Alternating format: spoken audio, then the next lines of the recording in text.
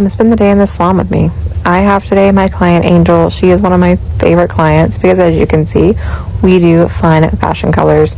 She came today for a retouch, just get her roots touched up, kind of refresh her color as needed, just have a good time. She is one of my favorite clients to have, but she is a really long appointment. We're talking like 4+ hour appointment. So we get along great. We tend to just have a lot of good conversations, and you'll just kind of see us talking. Like, you won't hear it because privacy and all that, but I'm just sectioning her hair off. She's naturally pretty light, and so it makes lifting her really easy, but I do have to be like specific and get her nice and light for her colors. So I started out foiling with my lightener, and then I remembered that her hair does not require foils to lift. So because she is so light, we really just need to break through a barrier of a red tone that her hair carries, a little bit more than like the average person. And then once it's broken through, she lifts to a beautiful level 10. I love how easy she lifts.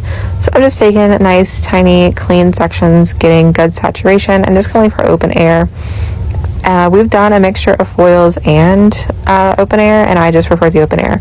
Now I am using 30 volume, but I am using an open air lightener.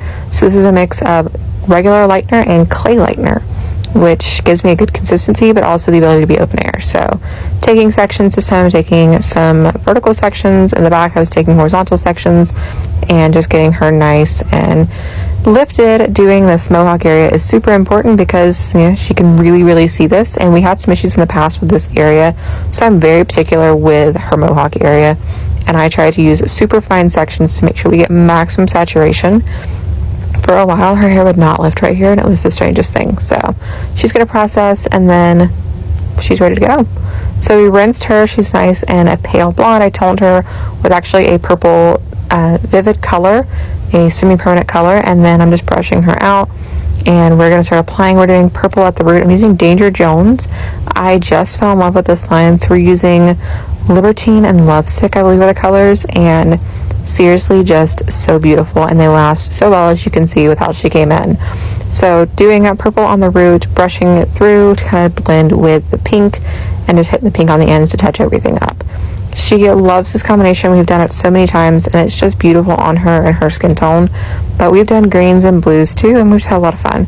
So I'm going to get this all applied. I'm using very fine sections. But with Danger Jones, you don't have to worry about overworking it.